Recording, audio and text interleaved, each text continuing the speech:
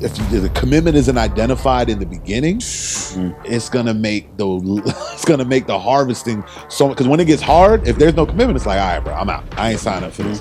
To say to any companion too. Because it's not just a wife. Yeah. It's a business partner. It's a friend. Yeah. It's a brother. Yeah. It's all of that. When God joins you with somebody. Yes. For a purpose. You got to be able to. Can you be clear with what y'all are called to do together?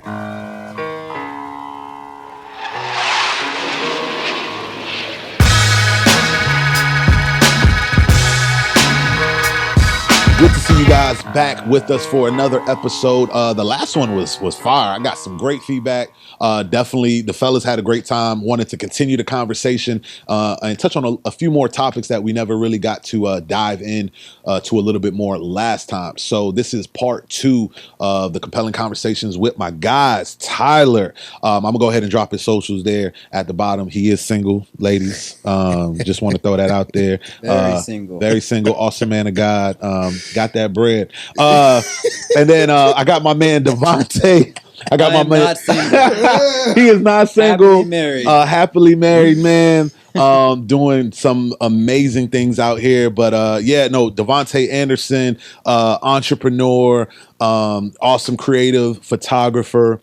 Also speaks to schools. Actually, you still speak. So you worked at UCF doing character development, also at Baylor, but you do work with other organizations as well. Like I just saw you at, the Arizona Diamondbacks? Mm-hmm. What are some other organizations that you work with?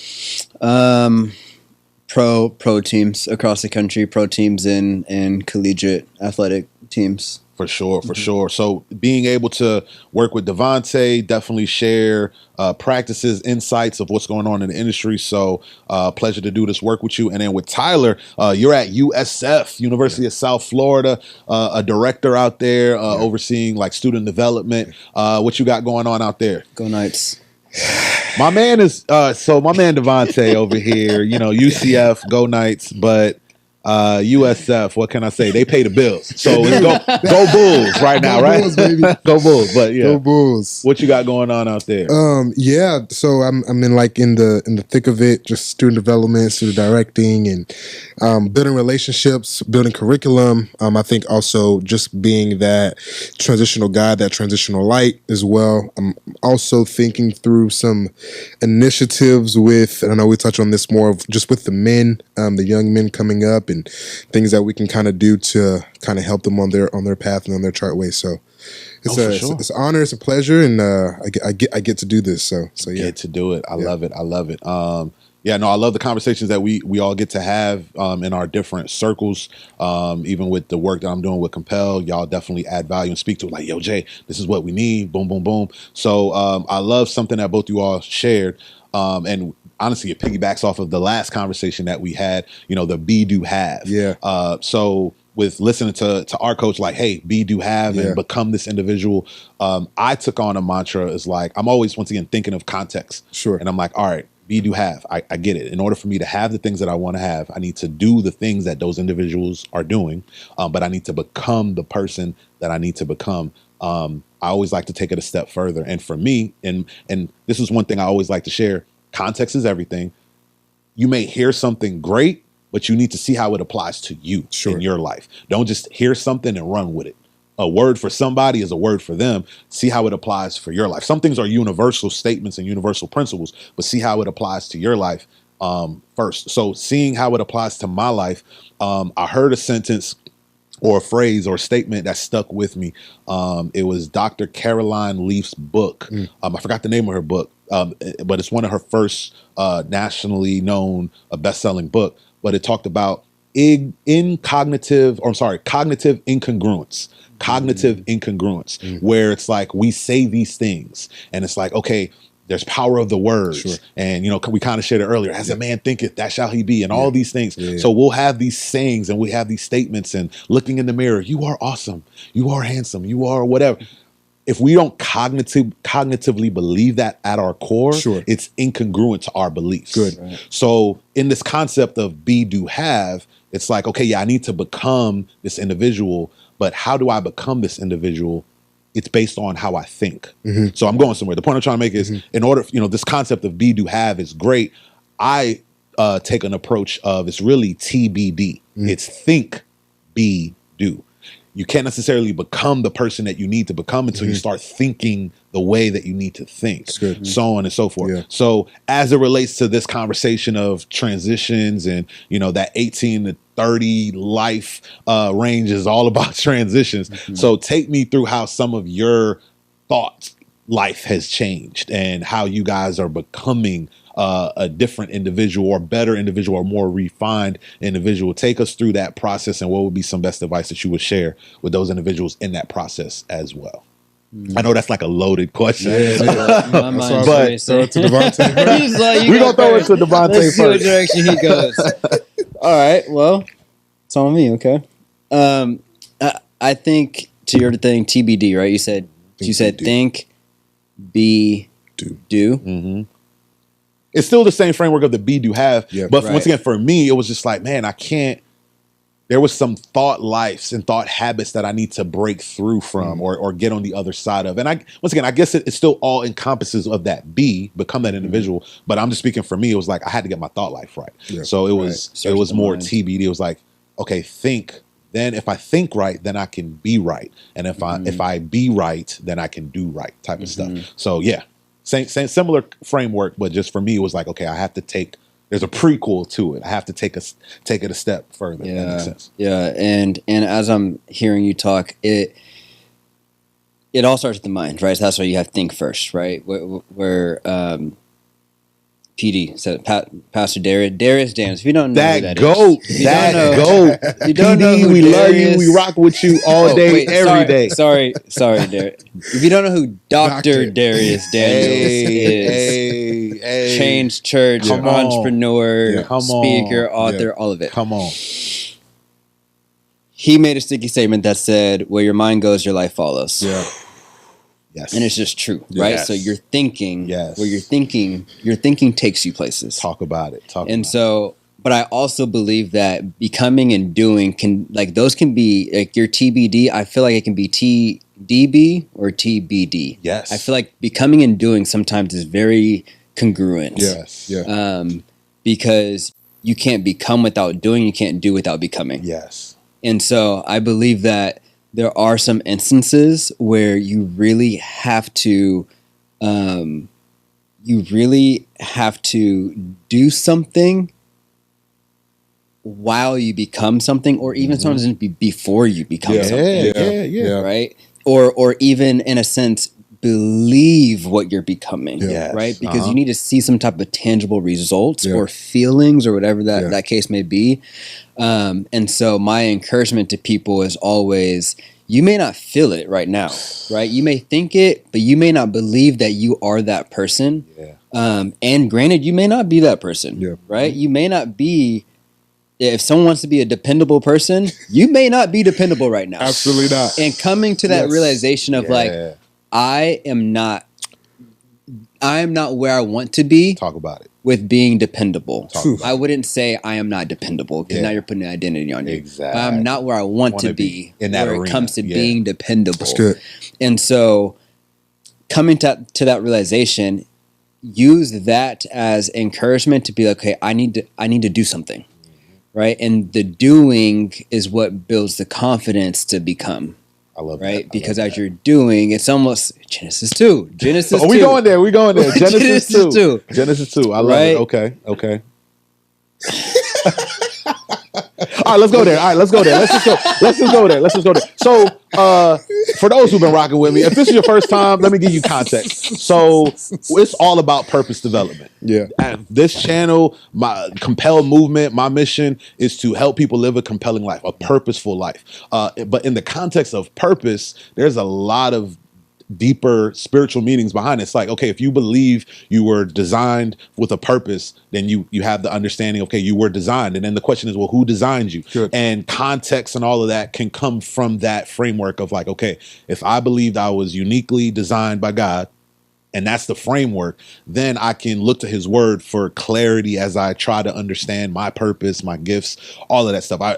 there's previous videos on that. You could definitely do that. But so a lot of the conversations, even though we're speaking to young adults and college students, all of that good stuff, for us, having a strong foundation is critical. So for us, the word of God is critical in that foundation. So anytime we get stuck, or as we are all on our journeys, you're in a different season that I'm in a different season that you're in, so on and so forth. But regardless of what season we're in, the foundation is always going to be the same. So anytime we get stuck, or anytime we just talk, it's like, all right, what do you feel God is saying? What's the next steps? So on and so forth. So we were in a pre-recording, we were in a conversation about just, going back to Devontae's notes and writing stuff down. It's like, hey, this is the word I got for this season, so on and so forth. And so I'm gonna go ahead and produce. I'm gonna go ahead and tie it all together.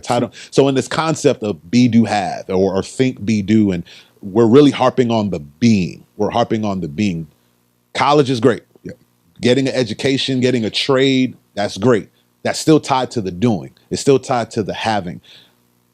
That formidable years, 5-10 year period, you're becoming something. And as you become something or someone, you have to be mindful of who you're becoming and holding on to those values and all of that stuff. So I just wanted to set it up. So we were talking about the concept of being and becoming, and we felt like God has us in a space where we're becoming I don't say I would say stronger individual, a deeper man. We're taking on and carrying on more responsibilities, and we're evolving in that context. And I know you guys had a conversation about Genesis chapter 2 and just becoming and all of that stuff. So now that I set it up, all right. So what was the conversation that you guys had as it relates to becoming and this next evolution of you as a person, as a man, so on and so forth? Yeah. Okay. So it started with you. Okay. So as everyone can see, we are physiological men. Yes. Right. So we're men, and this is not meaning we're not tailoring this to the woman. I think this more topic now swings the pendulum now, to just the men. Yeah, you know for what sure. I mean? Just to the men. Nothing against my sisters. Love y'all. We love y'all. Did I say he was single? I said he was single. He loves y'all. He loves y'all. My bad. Go ahead. But no. So Genesis 2, right? So what the clause of concern was Genesis 2, chapter 19. Okay. When God, I'm paraphrasing, I'm not getting the actual text, I'm paraphrasing and saying, God asked Adam, or told Adam, name all the creatures in the sky and the earth, and whatever Adam named them, God said, paraphrasing, okay, that's what it's going to be. That's what it's going to be called. And we were just harping upon the level of trust that God had with Adam, the man, to be able to trust him to name every single thing in the earth that he already created. Okay. So God already created everything, but I'm going to trust a man to give identity to everything that walks and roams the earth. And so we were speaking upon the level of trust that God has with men, and the level of responsibility and the level of work and the level of purpose that God specifically designed for the male species to have.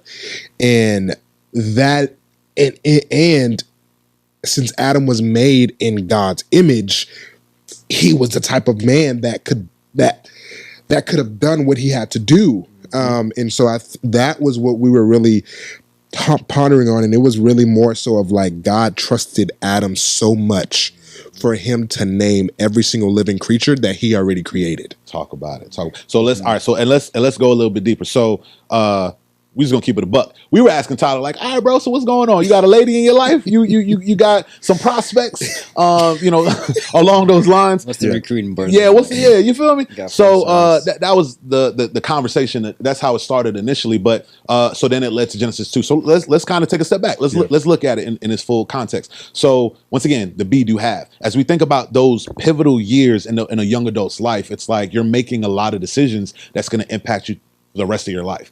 I got married young. So for some individuals who they choose to get married with, that person's going to leave an imprint on your life for the rest of your life, whether you stay together or not.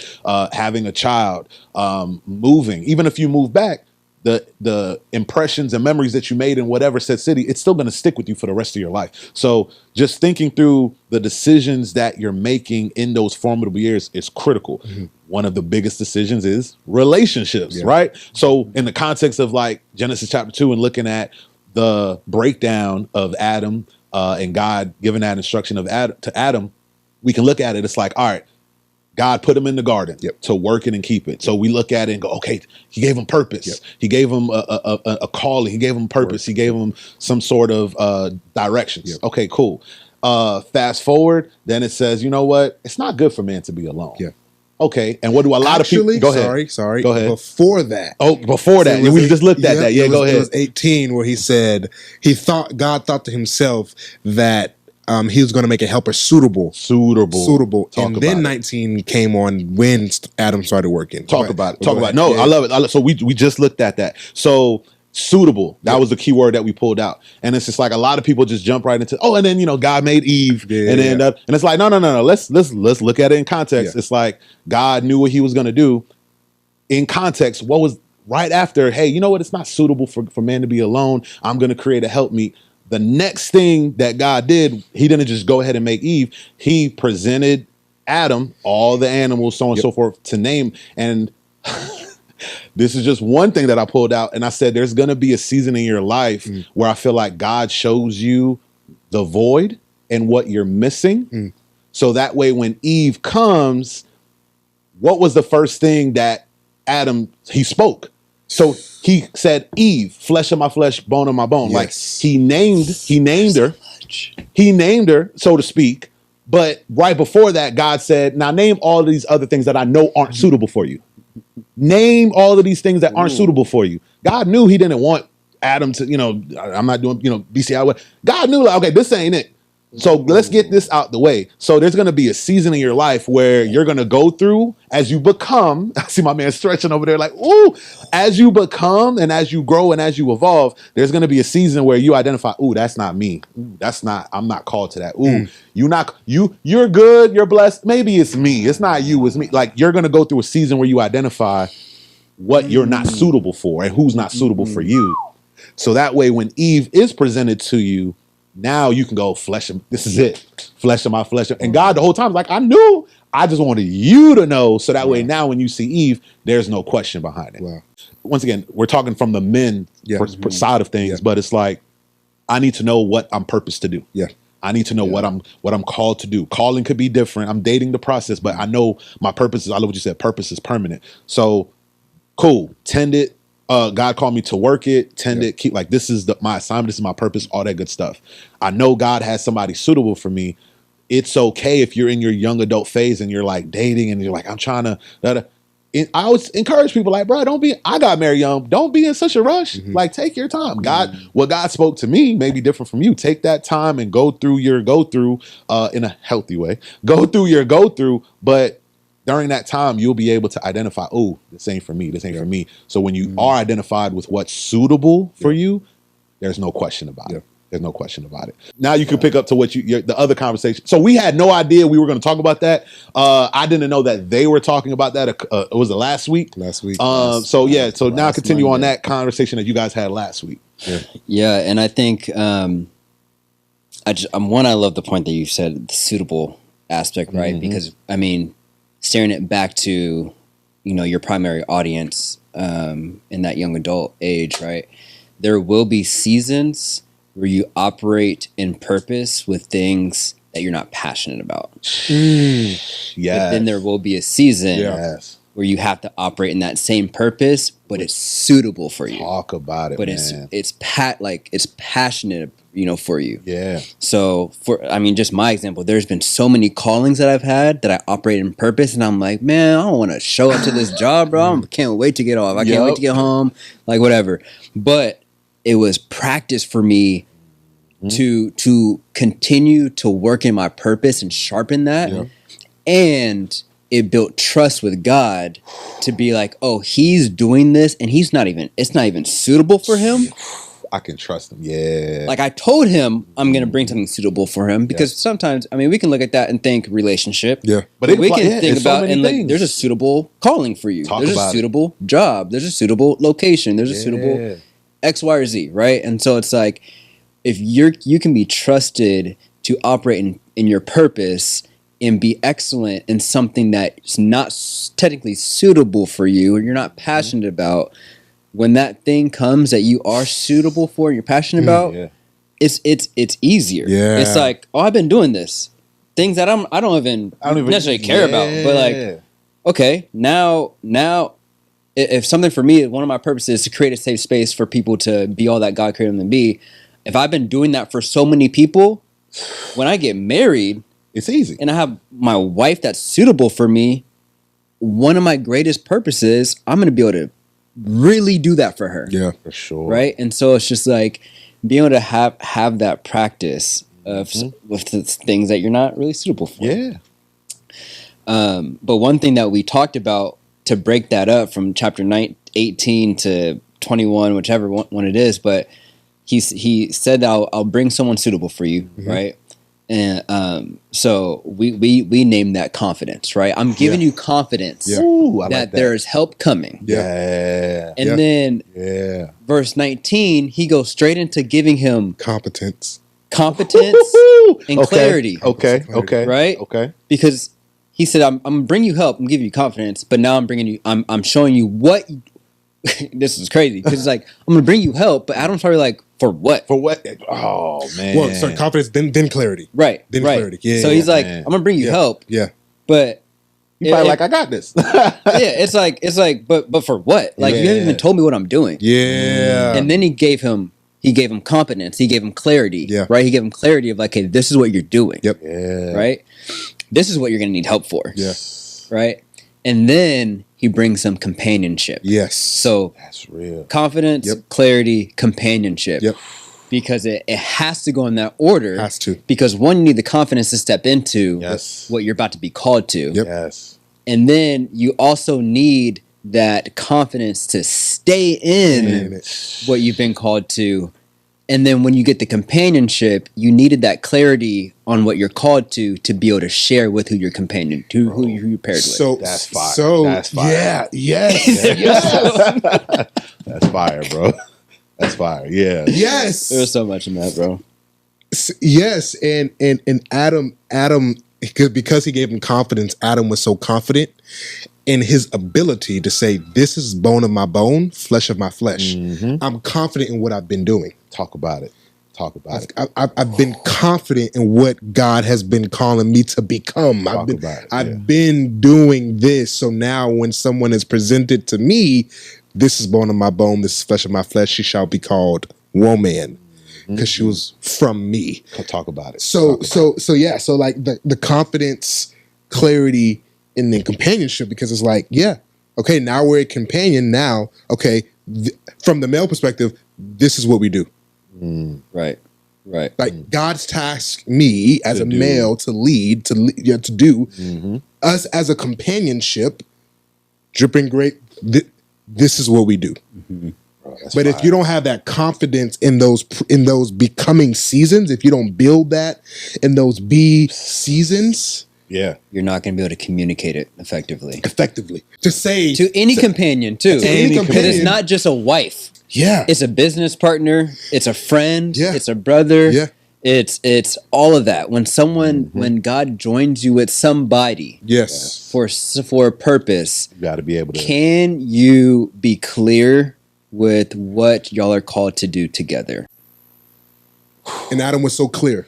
He was so clear. So, oh man. You didn't know we were going here. I know we were going here. I know we were going here. But Bro, this is going to help so many people. So like you said, people look at that. I don't say story because we all believe, from faith perspective, it happened. We believe in that story, so to speak, and we look at it in a sense of relationships, but it can apply in so many different avenues. But, I get it. We, when that framework, 18 to 25, even 30, we want companionship. We want a relationship. We want, how do I find, and I hear the horror stories out there from both sides, males and women. It's like, man, it's crazy out there. I'll ask female friends of mine or people that I'm like, hey, how you? It's crazy out there. And then I'll talk to some fellas out there and they like, bruh, it's crazy out there. So it's just like, how are both sides saying it's crazy? But anyways, but it can be used in so many different arenas or aspects, but let's just stay on the wavelength of relationships aspect of it. And I love what you said. You know, once you have confidence and you'll have clarity, you'll be able to communicate it, whatever the vision is. So once again, it all ties together. Having a vision for your life, knowing what, your gifts, your purpose, what you're called to. When you're in that dating season and you can communicate to that individual like, hey, this is what I feel called to. This is the direction I'm going. This is what I'm purposed to do. And you can have those conversations, not just, girl, you so bad, or, oh, how much bread he got. How much money. Purposeful conversations. So good. So now you can weed out, okay, they're not suitable for me. You can find the right, help me, all this other stuff. So there's clear communication on the front end because this is something that was real to me before. So Adam had to clearly, let me take a step back. Let me set this up right. Who did God give the instructions and commandment to? We said it earlier. It was Adam. When the fall of man came, who did Satan or the serpent have the conversation with? You went there, man. Eve. Yes. But Adam, he was right there. He did communicate it. No, this is how we know Adam communicated. We can look at it. Y'all can look at it. This is how we know Adam can communicate it. Because Eve was able to reiterate exactly what God told Adam. So Adam did his part. He communicated because he knew he had clarity in his purpose and his calling, all that good stuff. So he was able to articulate it. That's how, once again, I'm not throwing shots at Eve and Adam, whatever. The point I'm just trying to make is it all goes into that season of clarity and competence and character development and knowing who you are, the B aspect of it, because now you can clearly communicate whatever the purpose and vision and calling that you have to your suitable helpmeet. This is how you know that he was able to communicate it clearly because Eve was able to articulate everything God said to serpent. And I was looking at it, I was like, wait a minute, Eve wasn't around when God said this to Adam, which means Adam had to have communication with Eve on what the vision was, but there were areas maybe he didn't. This is why you got to continue to re-emphasize the vision and clearly communicate what that is. That's a whole other topic for another day. But what I'm trying to get at is the clearer vision you have for your life and knowing the purpose and calling all the aspect of it as you're in school and educating and growing and developing. Now, when you're in that relationship vein, you can communicate clearly, all that good stuff. My bad. Go ahead. Yeah, no, you're good. And since we're on that with the fall, it goes back to the men because Eve presented something to Adam. Eve presented like, hey, we can, and Adam ate it.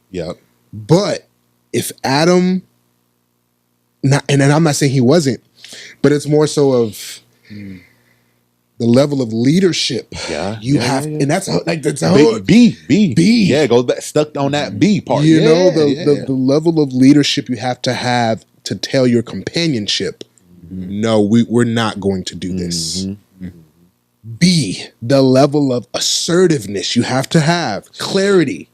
To say, hey, we can't do that. We can't do that. Yeah. So that's all in the that's all in and that if process. that being was there would not be no sin in the world. Come on. It's and it's I love patterns of or stickiness to stuff. So it's like obviously he got the confidence, he got the clarity and the competence and the calling, but he also got the companionship. But what lacked in that moment was the commitment.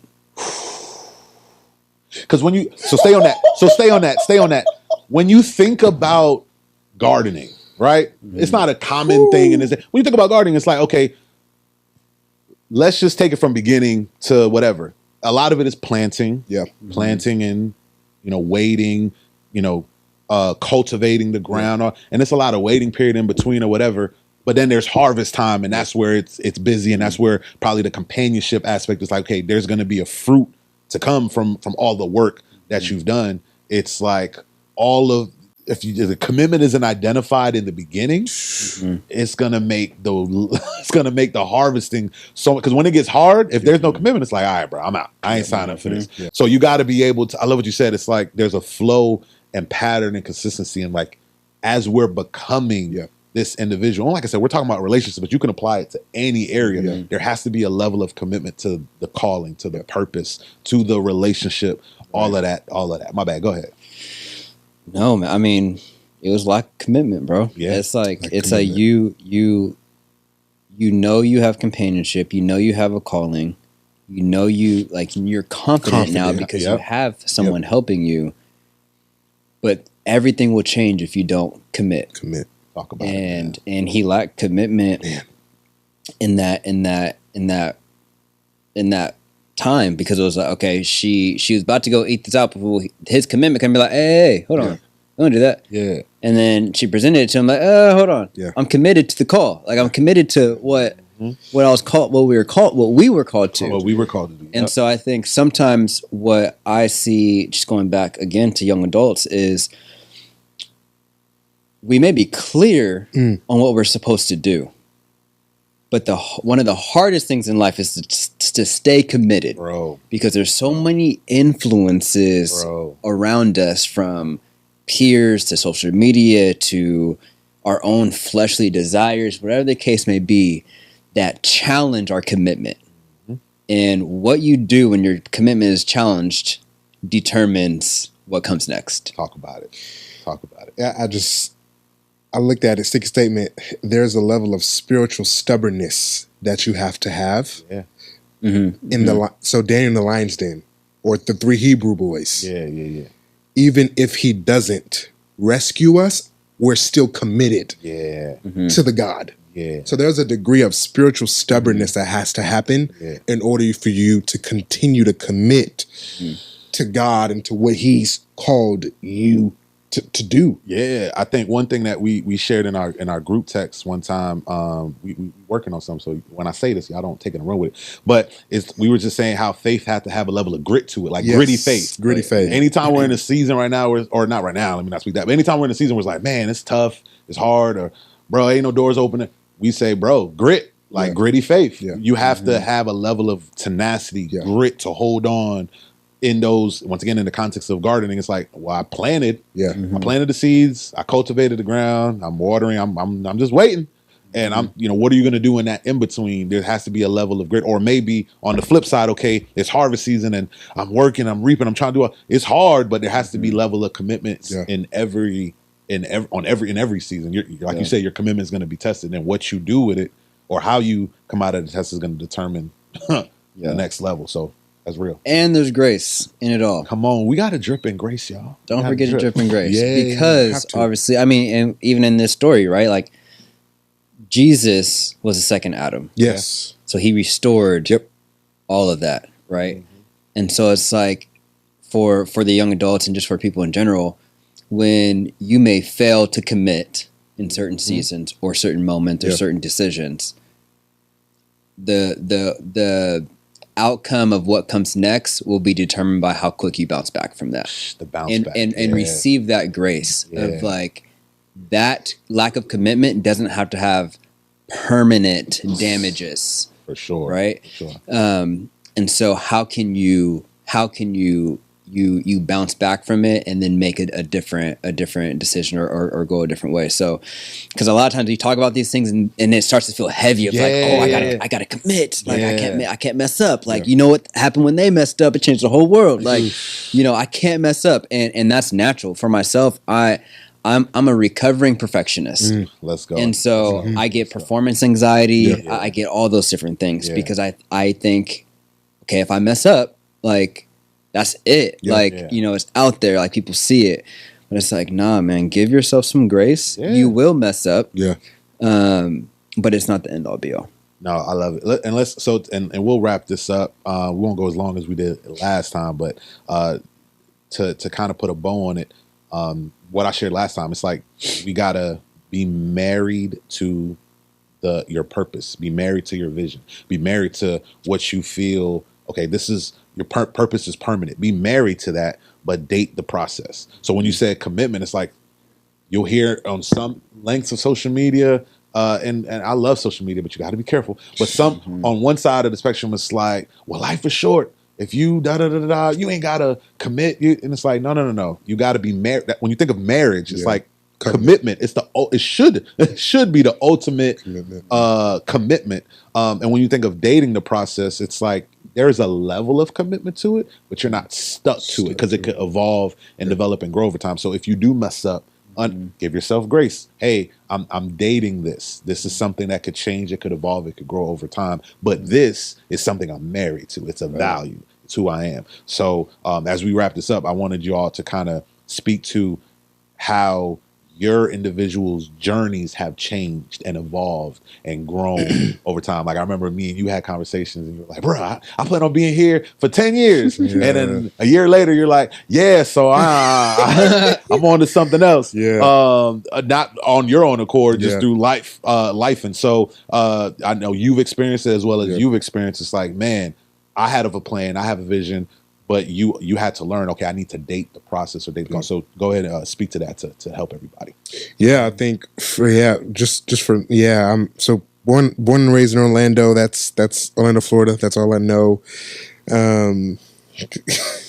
Goes on faith to this small town, just not small town, but just this other city and outside of Orlando. And I thought I was there for some time and life and God kind of pivoting me another way. So I think, like you said, just continue to keep dating it. But I also think that there's still a level of commitment to the vision that I feel like God's given you. Yeah. There is still a level of spiritual stubbornness that you still need to have, that what you feel and what you sense that God has given you will still come to pass. But you're still going to date the method in which He's going to get you there. Exactly. And so, like we said in the first part, is that God is at the end looking at you from your beginning. And so, I think for me, just, thinking, being in Orlando, doing all that good stuff, and then going to another city, and then going to another city. So it's been definitely a lot of transitions, but I think I am still committed to what I sense or what I felt God has given me, but I'm dating the way that I feel like He's going to get me there. But I'm still very confident that whatever there is, that God's gonna do it. So. And wherever there is, you'll hit the other C, the companionship. Come on now. No, I'm joking. That is yes. Yes. I will hit that season. Come on. No, you've been carrying it well, man. And what about you? Just as far as how I've managed transitions, or how you've managed it, and as well as you experience it in real time of like, all right, I thought it was going to be this, but over time I realized it's this. And then even with that, it evolved and grew over time. Mm-hmm. Mm-hmm. Yeah, man. I mean, my life is my life is really a testament to, okay, God, what's next? Because there's not a lot of there. I've learned that I cannot marry anything that I'm called to. Obviously, minus my marriage. There's no negotiation there. But from locations to jobs to business opportunities, all those different things. My most recent shift was I was working with Take Heart, a nonprofit. I got that job in 2023. Okay. No, I think it was 22. 22. Yeah. 2022. Yeah. And when I got that job, I'm thinking, okay, I'm in purpose. Like, this is a mission-based organization, faith-based. I'm literally carrying out the religion of the Bible, taking care of orphans and widows in Kenya. And so I was like, I'm here for a while. Like, I'm here for a while. The business is still there, but I'm doing this for a while. The business is going to grow as I'm doing this for at least 4 or 5 years. Fast forward a year and a half later, Yeah. I'm feeling all the pressure from God of like, get ready. Wow. Get ready. And it wasn't at all a season where I'm like, oh, I need to get out of Take Heart. Like I'm ready to leave. I loved it. I was doing great. Like loved who I was working with, all that. But I've carrying this heavy burden of God saying, get ready, get ready. Plenty of different moments where I knew he was calling me out. And so it was in that moment where it's like, dang, I thought I was going to do that. Like, I'm tired of switching. Like, I'm tired of being here and being there and being there. Yeah. Like I needed to build some momentum. I just got married a year ago. Like, we need some consistency in our finances. Like, and you want me to go full time with the business and not have a W-2 and have my taxes taken out already? It was like, hold on. Insurance? Like, we God, talking about insurance? What you mean? Like, all that.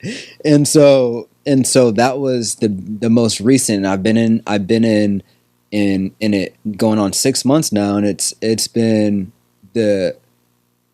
I've gained the most confidence, and even more. Like, out of all the moves I've made, I've built the confidence, but these 6 months have proven to me that just go when God tells you to go, or just move when you really genuinely feel like it's time to move. Because what's on the other side of that movement determines everything. It's needed. It's what you need, and there's provision that follows the movement.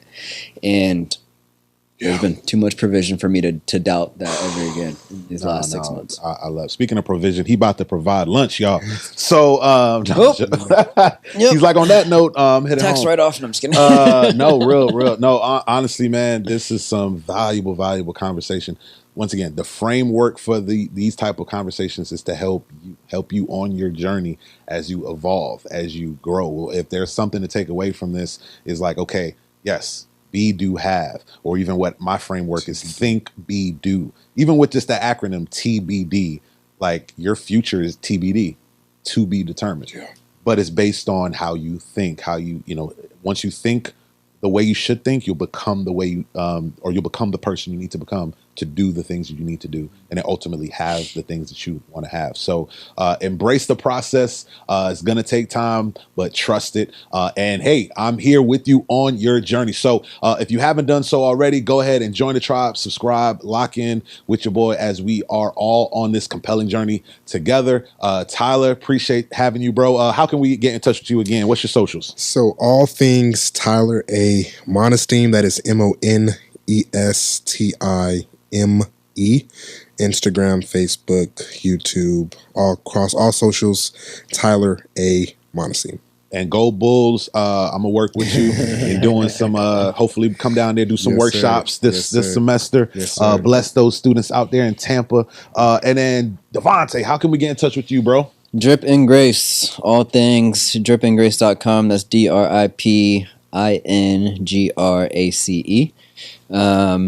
Instagram, website, YouTube is there, but you don't need to go there. Don't go on YouTube yet. Not yet. Is it? But okay. Yeah. All right. I appreciate y'all, and until next time, I'll see y'all soon. Peace.